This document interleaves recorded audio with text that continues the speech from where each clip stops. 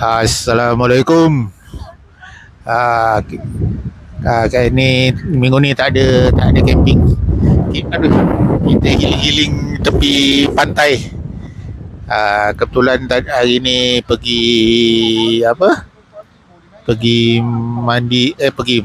lah pula. Pergi ke Majlis Walimatul Urus anak buah dekat Kuantan. So sambil-sambil tu kita singgah-singgah lah kat pantai Teluk Cempedak ni. Ambil suasana pantai.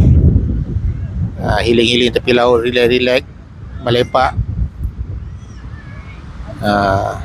Air dah mula surut. Tadi kalau tak boleh nampak tu ada macam tombol batu-batu tu tadi air tinggi sikit. Sekarang dah mula surut air. So jom kita dengar bunyi ombak, bunyi deruan ombak.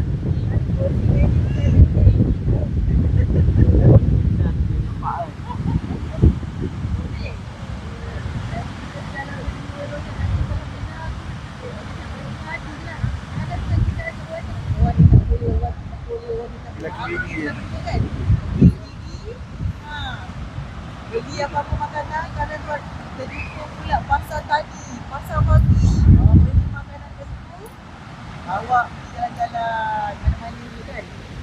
Macam dia pasar tu ya. Jadi, tak bukan dia.